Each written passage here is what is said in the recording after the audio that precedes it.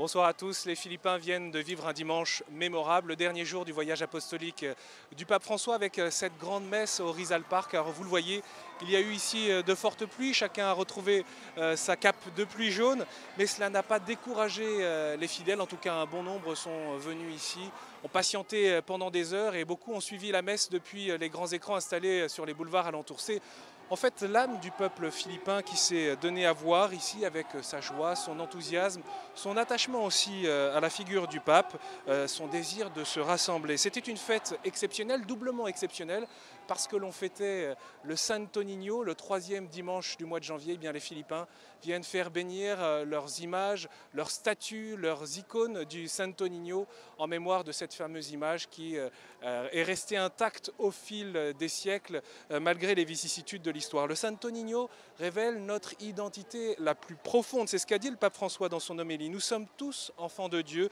nous sommes tous membres de la famille de Dieu. Et à partir de cette vérité de foi simple, eh bien dans un pays où l'Église peine à contribuer à une transformation sociale en profondeur, le pape François a replacé son message aux Philippines dans le cadre d'un combat spirituel avec un propos sévère envers les dérives du monde moderne. Par le péché, l'homme défigure la nature, l'homme défigure la beauté de la famille humaine en créant des structures sociales qui entretiennent la pauvreté, l'ignorance et la corruption.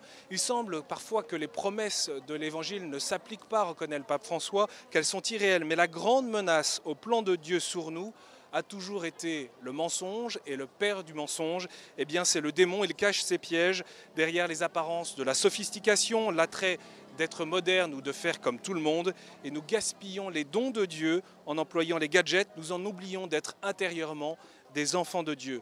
La famille doit être protégée, a encore insisté le pape François, contre les attaques insidieuses et les programmes contraires à tout ce que nous tenons pour vrai et sacré. Et puis il a fait à nouveau ce rappel, nous devons prendre soin de notre jeunesse. Le pape a donné l'enjeu, la portée de ce combat spirituel. Il s'agit dans la société ici d'être témoin de la vérité et de la justice de Dieu, mais parce que les Philippins appartiennent au principal pays catholique sur ce continent, ils portent une vocation, celle d'être de vaillants missionnaires de la foi en Asie. Voilà le dernier message du pape François à ce pays qui n'a cessé de lui témoigner son affection, une affection réciproque.